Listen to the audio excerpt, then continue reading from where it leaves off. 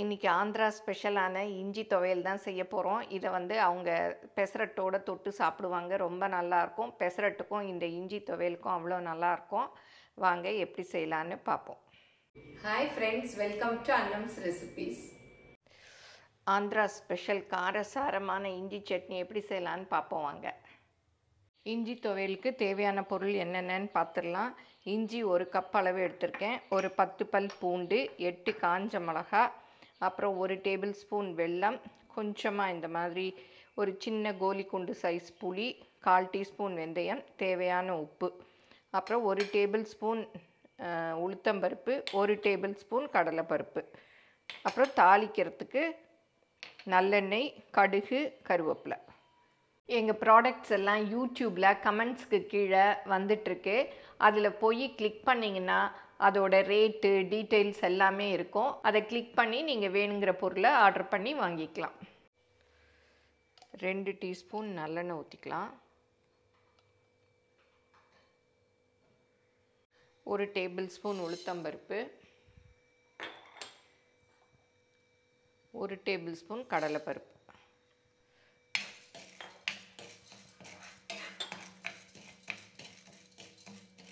இதை நல்லா ப்ரௌன் கலராக வர்ற வரையும் வறுத்துக்கலாம். நல்ல ப்ரௌன் கலராக வரணும். அப்போ தான் நல்ல துவையல் வாசமாக இருக்கும். இப்போ இந்த வெந்தயத்தையும் போட்டுக்கலாம்.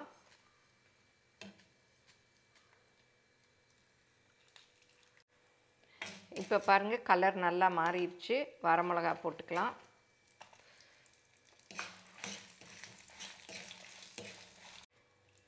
கட் பண்ணி வச்சுருக்க இஞ்சியும் போட்டுக்கலாம்.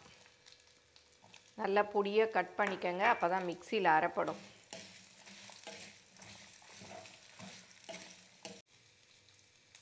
மிளகா கூட எடுத்து வச்சிடலாம்.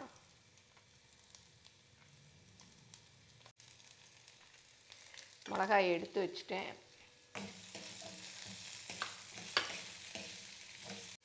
இப்போ பூண்டு பல்லையும் போட்டுடலாம்.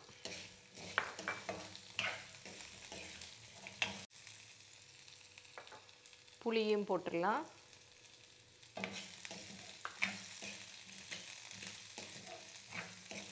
புளி இந்த எண்ணெயில் வறுப்பட்டால் நல்லாயிருக்கும், வாசமாக இருக்கும். அப்புறம் உப்பையும் போட்டுடலாம்.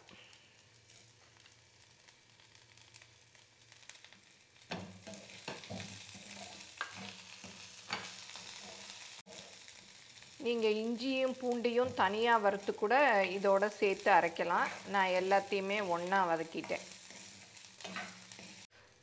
இப்போ இஞ்சி பாருங்கள், கொஞ்சம் கலர் மாறி இருக்குது. இந்த அளவு வதங்கினா போதும். இப்போ அடுப்பை ஆஃப் பண்ணிடலாம். பூண்டும் நல்லா வதங்கிருச்சு. இது எல்லாத்தையும் இந்த பிளேட்டில் கொட்டி ஆற விட்டுறலாம்.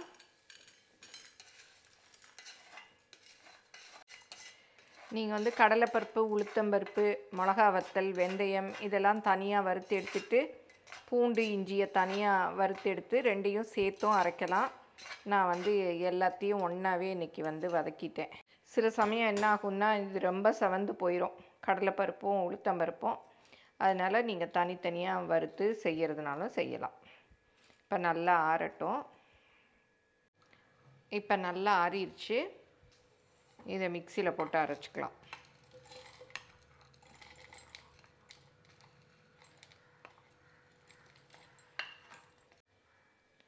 இப்போ வெல்லத்தையும் போட்டுக்கலாம். இதை நைஸாக அரைச்சிக்கலாம். தண்ணி வந்து பார்த்து சேர்த்துக்கலாம். ரொம்ப ஊற்றிடாதீங்க, நல்லா திக்காக தான் இருக்கணும். கொஞ்சம் கொஞ்சமாக பார்த்து தண்ணி ஊற்றிக்கலாம். அரைக்கிறச்ச கொஞ்சம் சாப்பிட்டு பார்த்துக்கங்க. ரொம்ப காரமாக இருந்தால் கொஞ்சம் வெல்லம் சேர்த்துக்கலாம். பாருங்கள், இந்த மாதிரி அரைச்சிக்கணும். நீங்களும் சுவையாக சமைக்கணுமா? எங்கள் மசாலா பொடிகளை யூஸ் பண்ணி பாருங்கள். அதெல்லாம் வாங்கணுன்னா ஸ்க்ரீனில் வர்ற வெப்சைட்டுக்கும் வாட்ஸ்அப் நம்பருக்கும் போய் ஆர்டர் பண்ணிங்கன்னா நீங்கள் வேணுங்கிறத வாங்கிக்கலாம். இப்போ தாளித்து கொட்டிடலாம். நல்லெண்ணெய் தான் ஊற்றணும். நல்லெண்ணெய் ஊற்றுனீங்கன்னா தான் அந்த காரத்தை எடுக்கும், நல்லா டேஸ்ட்டாக இருக்கும். 3லேருந்து 4 டீஸ்பூன் வரைக்கும் ஊற்றிக்கலாம். கடுகு போட்டுக்கலாம். கடுகு கொஞ்சம் வெடிச்சதும் கருவேப்பிலை போட்டுக்கலாம். இப்போ கடுகு வெடிச்சிருச்சு, கருவேப்பிலை போட்டுக்கலாம். இப்போ இந்த துவையலையும் போட்டுடலாம். நீங்கள் அப்படியே தாளித்து கொட்டுறதுனாலும் கொட்டலாம், இல்லை இந்த மாதிரி வதக்கிறதுனாலும் வதக்கிக்கலாம். நம்ம சட்னிக்கெல்லாம் தாளித்து கொட்டுவோம் இல்லையா, அந்த மாதிரி.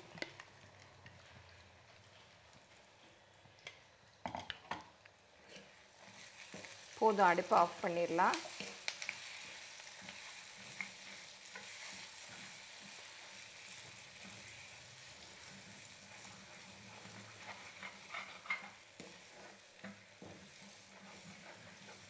இப்போ சூப்பராக இஞ்சி துவையல் ரெடி ஆயிடுச்சு.